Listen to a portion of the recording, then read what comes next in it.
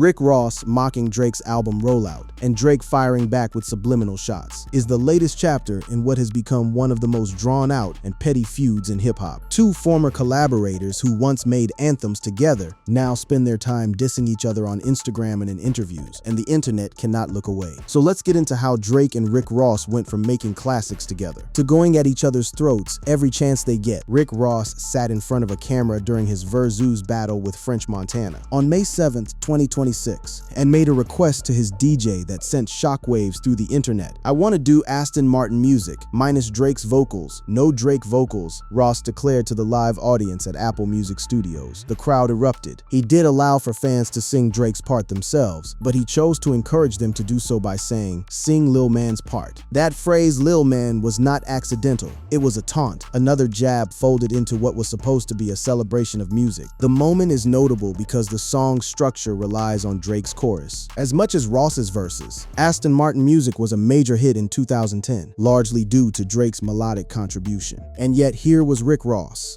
the man who built a chunk of his legacy alongside Drake, publicly cutting him out of one of their most beloved records. French Montana, meanwhile, took a different approach. Later in the same battle, he performed tracks that retained Drake's vocals. The contrast was not lost on viewers. One approach acknowledged the collaboration, the other erased it. But this wasn't some sudden outburst. This was a calculated move, one that Ross had been telegraphing for months. Before the Verzuz, Ross previously said he would skip Drake's vocals. When Complex's Jordan Rose asked what he would do if the Toronto rapper's verse came on during any of the songs he plays during Verzuz, he had been planning this erasure. And the crowd, well, they did exactly what you'd expect. The crowd's response was not staged. Ross asked them to sing. They did. He got exactly what he asked for. French Montana ultimately won the overall battle with a narrow 10-9 score. But that final tally is not what dominated timelines afterward. It was that moment, Ross standing on stage, performing one of his biggest records, and deliberately removing the voice of the man who helped make it a hit. When the battle was first announced, fans gave it an underwhelming response, with many claiming it would turn into a snooze fest centered around who had the better Drake feature. Ironically, Drake ended up being the main topic of conversation anyway, just not in the way anyone expected. The question on everyone's mind was simple. How did two men who made Stay Skimmin', Diced Pineapples, Lord Knows, and Aston Martin music together end up here? How did one of hip-hop's most reliable partnerships turn into an ugly, public shouting match, played out on Instagram stories and podcast interviews? To understand where things stand now, you have to go back to where they fell apart.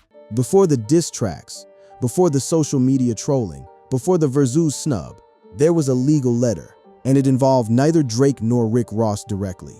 It involved French Montana. Drake had reportedly sent a cease and desist letter to Maybach music group artist French Montana over Splash Brothers, a song that appears without Drake on French's Mac and Cheese 5 project. Earlier this year, Drake had apparently recorded a verse for the track, but then decided he didn't want it released.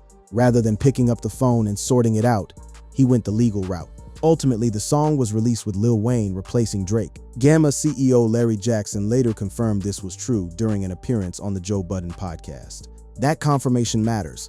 This wasn't some internet rumor or gossip blog speculation. The head of French Montana's own label acknowledged that yes, Drake did send that cease and desist, and it set something in motion that neither Drake nor Ross could put back in the bottle. For Rick Ross, this was personal. French Montana wasn't just some random artist in the industry.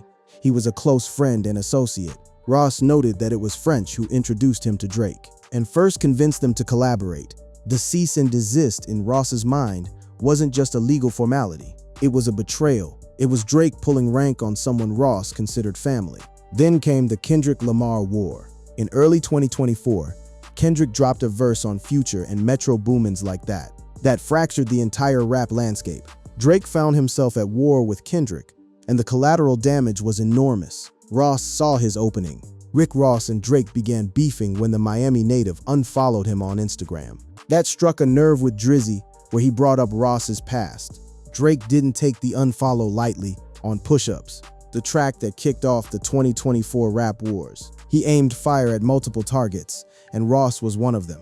"I might take your latest girl and cuff her like I'm Ricky," raps Drake, referencing Ross's history as a correctional officer. "Can't believe he jumping in. This N.A. turning 50. Every song that made it on the chart, he got from Drizzy." That bar was devastating.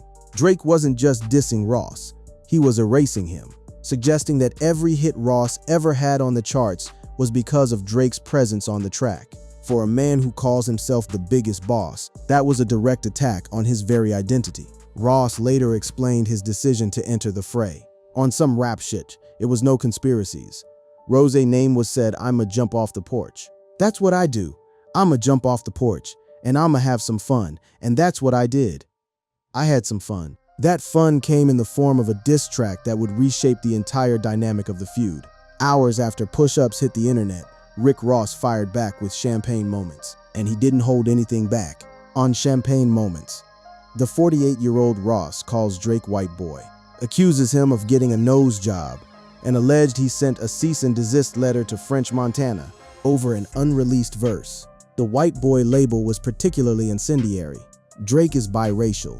His father is black and his mother is white, and Ross leaned into that fact with relentless precision. In Champagne Moments, Ross refers to Drake as white boy, which speaks to Drake's biracial ethnicity while addressing Drake's claims on push-ups. But it wasn't just the name-calling that landed.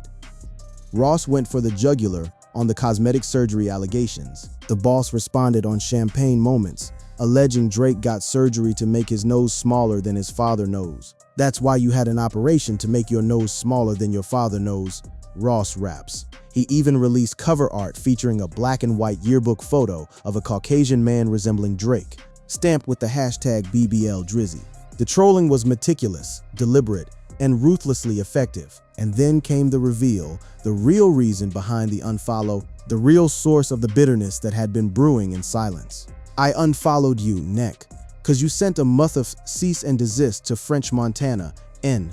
You sent the police, NA, hating on my dog project. That wasn't the same white boy that I seen, NA, when we were making them early records." That last line carried weight. Ross wasn't just mad about the cease and desist. He was saying that the Drake he once knew, the younger, hungrier artist who was grateful to be in the room with established rappers, had changed.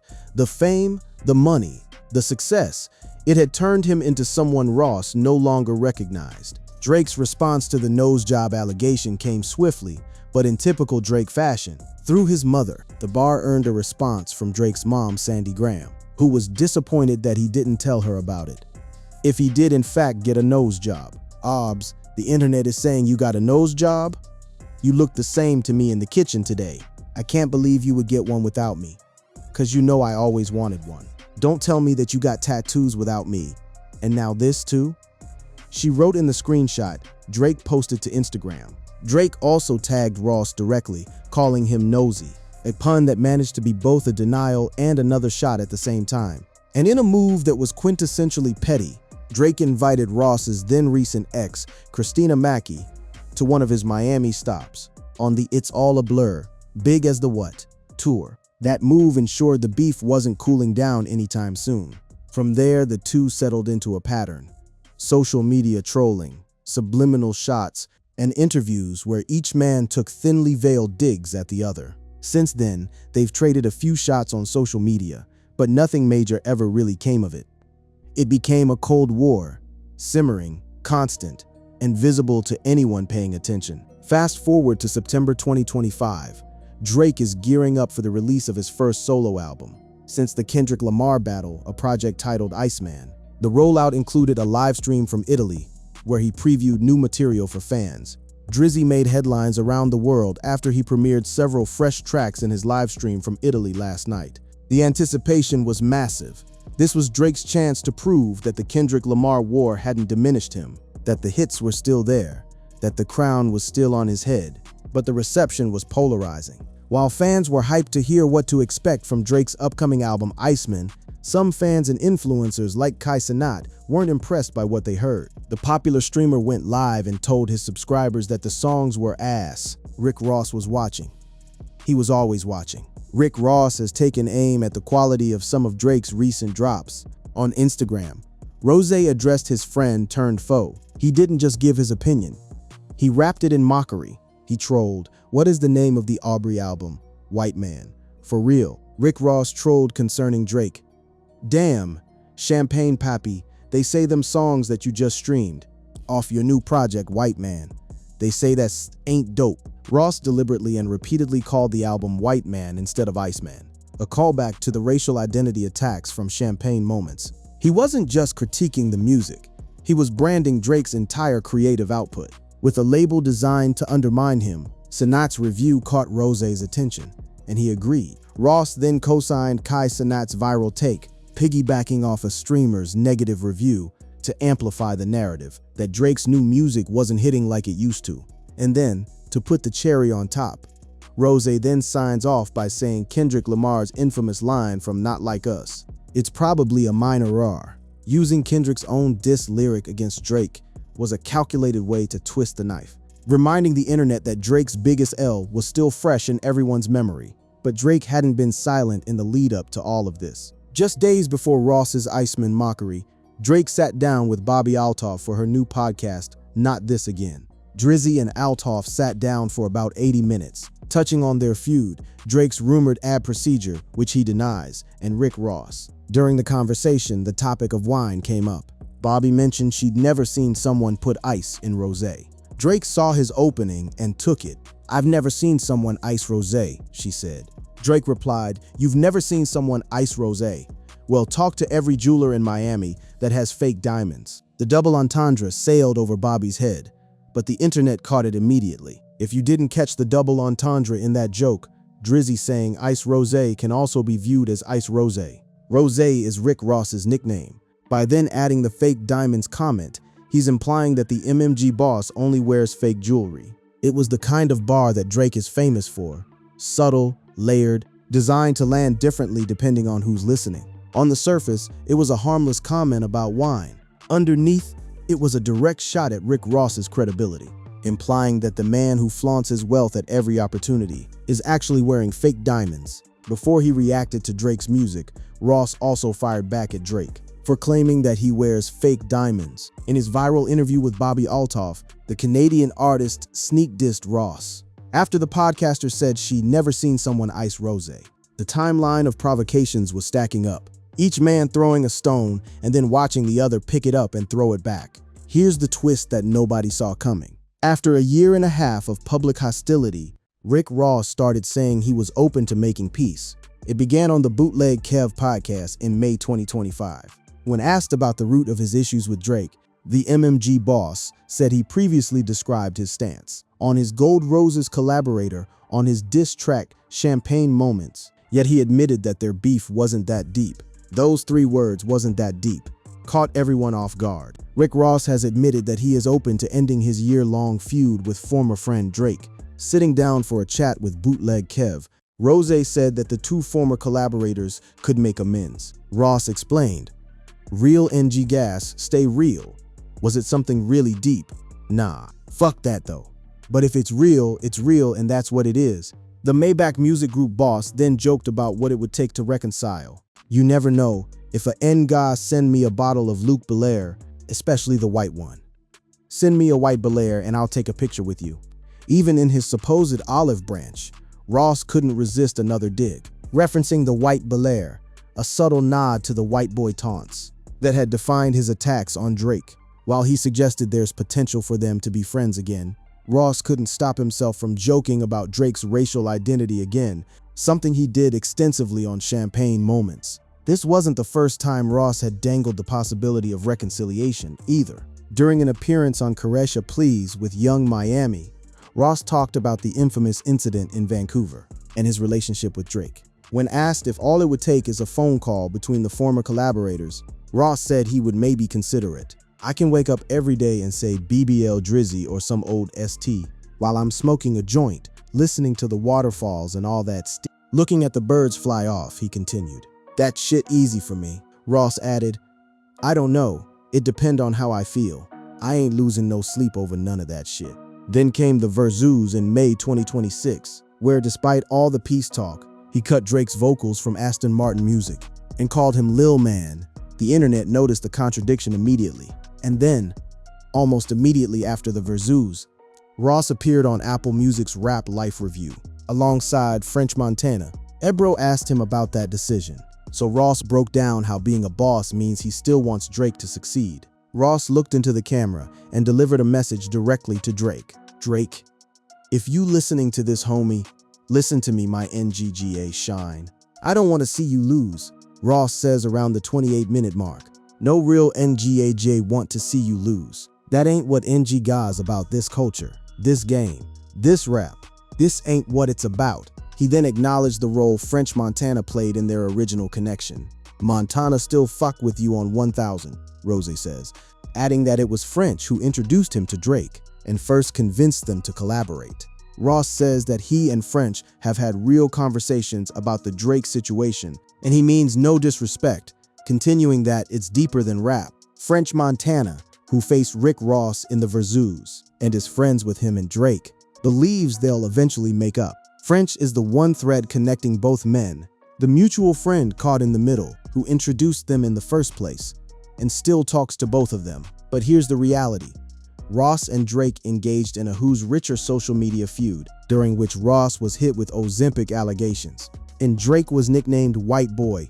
Ross appears to have moved forward, but Drake has remained pretty silent leading up to Iceman's May 15 release date. Drake has not responded publicly to any of Ross's olive branches. He hasn't acknowledged the Rap Life review comments. He hasn't sent any bottle of Belaire, white or otherwise, and his actions, like the fake jewelry jab with Bobby Altoff, suggests he has no interest in reconciliation whatsoever. Ross himself seems to recognize this duality in his approach. In a separate interview, he put the ball squarely in Drake's court. Homie got a lot of issues he got to address.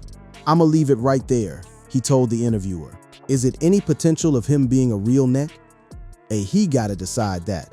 And yet, when it comes to their collaborative history, Ross maintains a certain reverence, even if it's stained with bitterness. I'm a real nah, and being a real nah, you never change your past. The music I've created in the past, I could never change. I enjoyed it, and I'ma still enjoy it.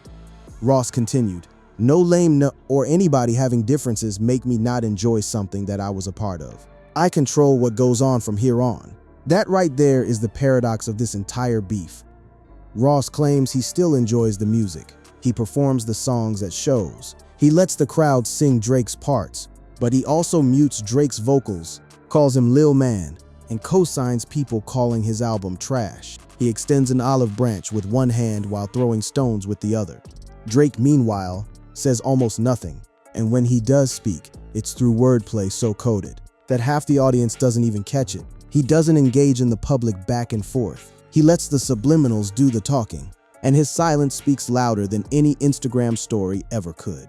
The two rappers once had undeniable chemistry, crafting timeless records like Stay Skimmin', Diced Pineapples, Lord Knows, and Ashton Martin Music. For over a decade, they exchanged features almost equally, boosting each other's catalogs and maintaining a level of mutual respect. Rick Ross and Drake have teamed up for a handful of anthems over the years, including Rose's 3 top 10 hits on the Billboard Hot 100, Lemon Pepper Freestyle, Money in the Grave, and DJ Khaled's I'm on One. Those records aren't going anywhere. The streams keep climbing, the nostalgia keeps growing. And that's precisely what makes this feud so fascinating, because the music they made together is bigger than the beef that tore them apart. The crowd at Verzuz proved it. Ross asked them not to sing Drake's part. They sang it anyway. The songs live on even when the friendship doesn't. Whether or not these two ever sit in a studio together again remains to be seen. Ross says the door is open. Drake's silence suggests it might already be sealed shut. But in hip-hop, alliances shift as quickly as release dates. And if there's one thing both Drake and Rick Ross have shown over the past 2 years, it's that nothing about this situation is predictable, and neither man is done talking.